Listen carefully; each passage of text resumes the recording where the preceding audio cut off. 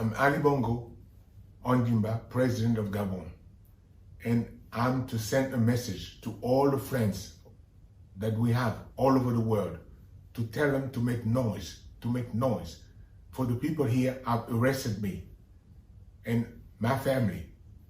My son is somewhere, my wife is in another place, and I'm at the residence. Right now,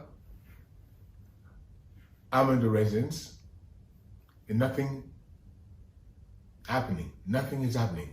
I don't know what's going on. So I'm calling you to make noise, really. I'm thanking you.